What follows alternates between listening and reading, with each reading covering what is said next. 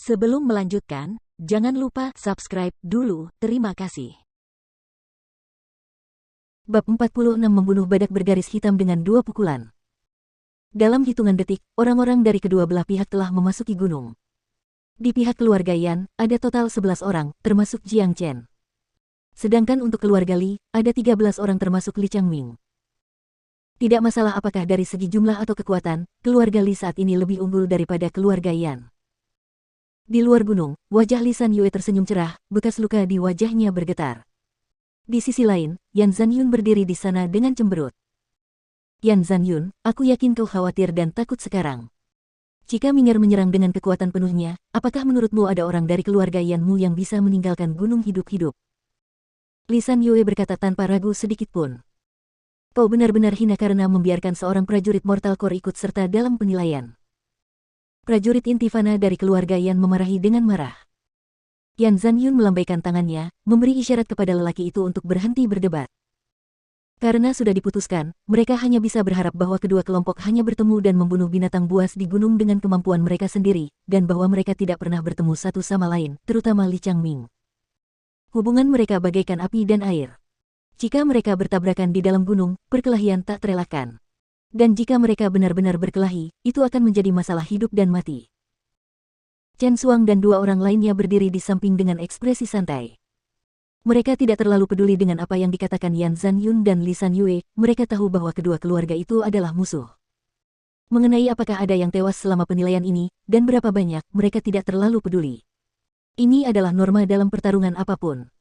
Di Provinsi Qi, pertarungan antara 4 sekte besar jauh di luar imajinasi keluarga Yan dan keluarga Li. Di dalam gunung, kelompok keluarga Yan sedang berkumpul. Semua orang memandang Yan Yang dan Jiang Chen. Di sini, keduanya adalah pemimpin mereka.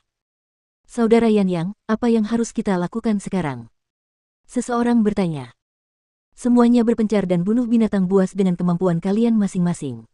Kita akan berkumpul di sini lagi dalam 4 jam, lalu kita akan menghitung jumlah binatang buas yang telah kita bunuh. Ini akan menjadi pengalaman yang luar biasa bagi kita. Saat berburu, usahakan sebaik mungkin untuk menjauh dari kelompok keluarga Li, terutama Li Changming. Yan Yang memberitahu semua orang dengan ekspresi serius. Baiklah, mengerti. Semua orang menganggukkan kepala sebelum berpisah. Mereka semua pergi ke arah yang berbeda. Saudara Jiang, kita juga akan bertarung sendiri.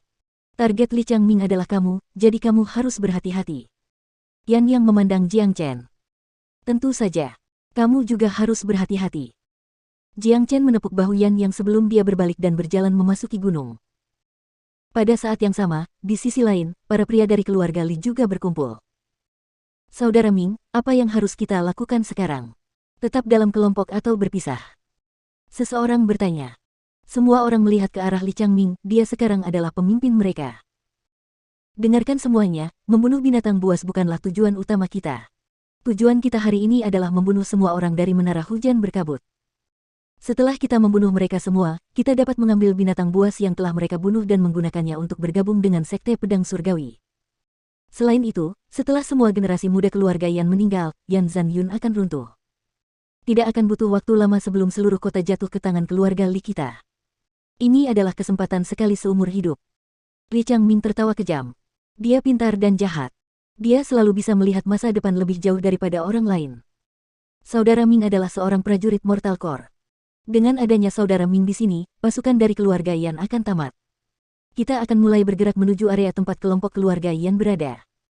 Seseorang berkata dengan ekspresi sangat senang. Ayo, tetapkan posisi kalian dan berpencar, aku akan mencari Jiang Chen. Ketika dia menyebut Jiang Chen, tatapan mata Li Changming tampak licik. Jiang Chen ini adalah target terpenting baginya di gunung ini.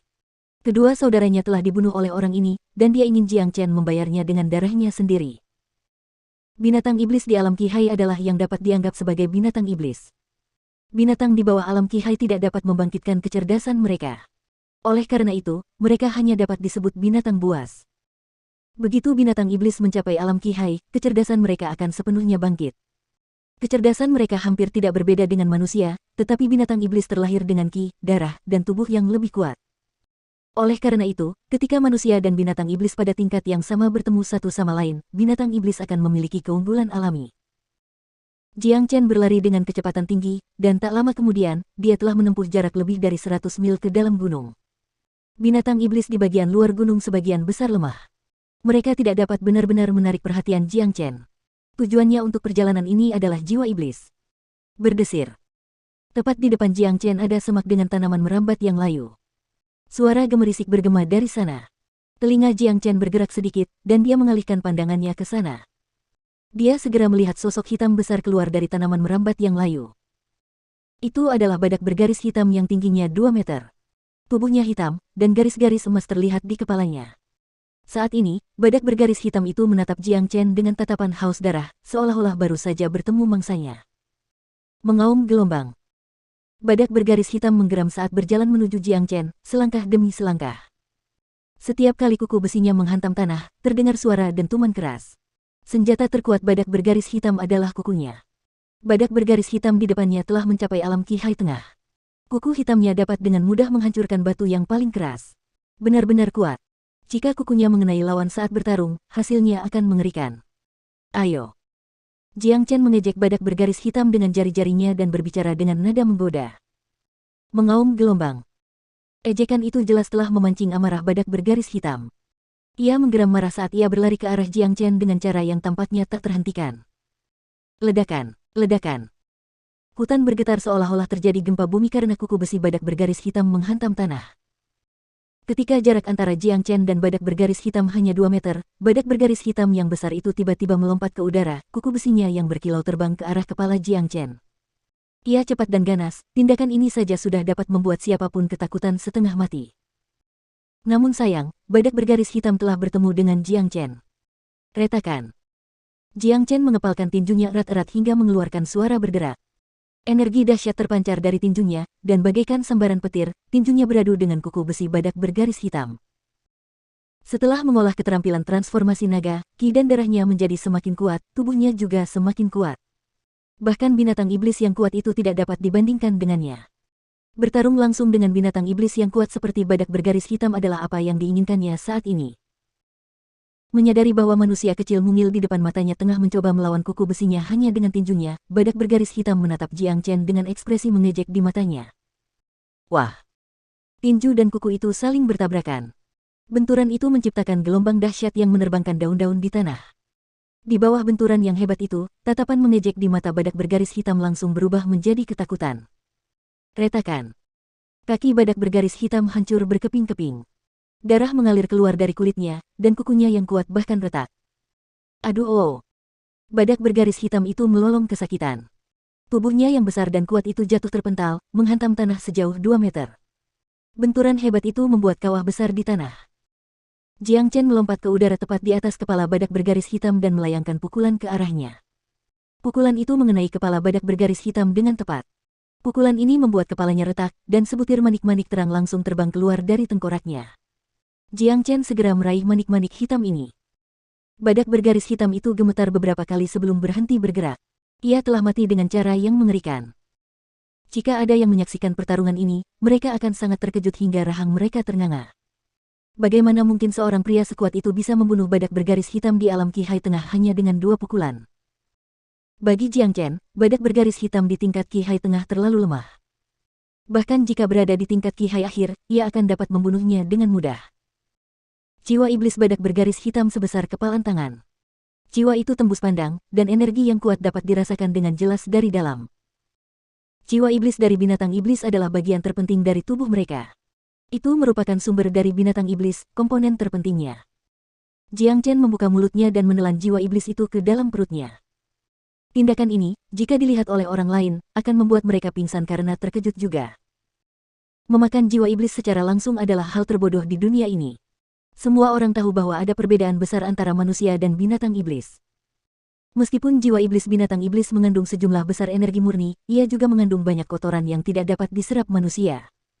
Kotoran ini merupakan bagian khusus dari binatang iblis. Itulah sebabnya setiap kali seseorang memperoleh jiwa iblis, ia akan menukarnya dengan uang atau pil, atau menggunakannya sendiri untuk meramu pil. Bahkan jika seseorang ingin menyerapnya, ia harus membuang semua kotoran dalam jiwa iblis sedikit demi sedikit. Memakan jiwa iblis secara langsung seperti yang baru saja dilakukan Jiang Chen sama saja dengan bunuh diri. Tentu saja Jiang Chen tidak akan bunuh diri. Ada alasan mengapa dia melakukan apa yang baru saja dia lakukan. Skill transformasi naga adalah skill surgawi yang paling hebat. Saat dia mencapai puncak skill ini, dia akan bisa berubah menjadi naga. Apa itu naga? Itu adalah makhluk mistis, eksistensi paling mulia di antara semua spesies. Selain itu, kitab suci dengan keterampilan transformasi naga menyebutkan bahwa ketika berkultivasi dengan keterampilan ini, seseorang akan mampu menyerap garis keturunan langka apapun di dunia ini. Semua binatang iblis yang kuat itu adalah target penyerapan Jiang Chen. Dia bisa menyerap garis keturunan, belum lagi jiwa iblis. Ketika jiwa iblis ditelan, ia segera mulai mengolah keterampilan transformasi naga. Kelima tanda naga menerima beberapa instruksi dan segera berkumpul di sekitar jiwa iblis. Beberapa menit kemudian, jiwa iblis telah diserap sepenuhnya oleh Jiang Chen. Energi murni di dalamnya telah berubah menjadi energi Yuan murni. Adapun kotoran dalam jiwa iblis, semuanya telah dibersihkan dan diubah menjadi energi Yuan murni yang diserap oleh beberapa tanda naga. Berdengung. Setelah beberapa getaran dalam laut Qi, tanda naga keenam yang sebelumnya hampir tidak terlihat menjadi lebih jelas. Badak bergaris hitam di alam Qi Hai Tengah terlalu lemah. Bahkan setelah menyerap jiwa iblis, itu tidak banyak membantuku. Jika aku ingin mencapai alam Qi Hai akhir, aku akan membutuhkan lebih banyak jiwa iblis tingkat tinggi. Binatang iblis itu harus berada di tingkat yang lebih tinggi dariku saat ini. Jiang Chen berpikir dalam hati. Badak bergaris hitam itu kuat, tetapi keterampilan transformasi naga yang ia kembangkan telah membuat potensinya jauh lebih besar daripada yang lain. Itulah sebabnya ia seperti lubang tanpa dasar yang membutuhkan lebih banyak sumber daya daripada yang lain. Lagi pula, badak bergaris hitam hanyalah binatang iblis biasa. Ia tidak memiliki garis keturunan khusus. Binatang iblis yang memiliki garis keturunan khusus memiliki kemampuan yang diberikan Tuhan.